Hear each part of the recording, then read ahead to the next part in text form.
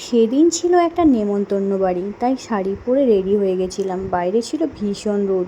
শাশুড়ি আর একটা দাদা আর একটা জেঠু, এই তিনজন মিলে চলে গেছিলাম মন্দিরে।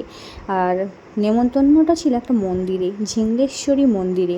আর কথিত আছে এই ঝিঙ্গেশ্বরী মা নাকি বর্গভীমা মায়ের ছোটো বোন।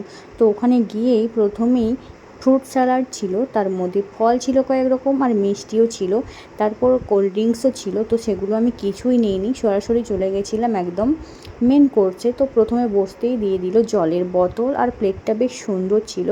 আর প্রথমেই দিয়ে দিল 3টে শসা, তারপর দিয়ে দিল লেবু, তারপর ছিল আলু ভাজা। আলু ভাজাটা বেশ লবণ হয়ে গেছিলো আর একদম এতটাই শক্ত করে ভাজা হয়েছিল যে ভালো লাগেনি। তারপর চলে এসেছিলো ভাত, মানে অন্ন, তারপর ছেঁচকি যেটা আমার খুব পছন্দের, তারপর ছিল কুমড়োর একটা ঘন্ট যেটাও খুব ভালো ছিল, তারপর ছিল মাছ, আমি পেটি খেতে পছন্দ করি তাই পেটি নিয়েছিলাম। আর তারপরে ছিল মাছ, চিকেন, আর চিকেনের পরে ছিল চাটনি, আর চাটনি আসার পরেই ছিল পায়েস আর দই মিষ্টি, যেগুলো আমি একটাও নিইনি। এগুলো আমার অনুষ্ঠান বাড়িতে খেতে ভালোই লাগে না।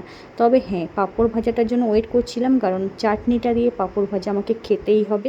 তারপর খাওয়া দাওয়া করে বেরিয়ে পড়লাম বাইরে, ভীষণ রোদ। তারপর ঠাকুর মন্দিরটা একটু ভালো করে পরিদর্শন করলাম। আর ওইটা হলো বলিকার, যেখানে পশু পক্ষী বলি দেওয়া হয় মায়ের উদ্দেশ্যে। আর এই যে আমাদের মা ঝিঙ্গেশ্বরী। তারপরে বেরিয়ে পড়লাম ঠাকুর পরিদর্শন করে বাড়ি। তো ভিডিওটা ভালো লাগলে অবশ্যই লাইক করে দিও। টাটা।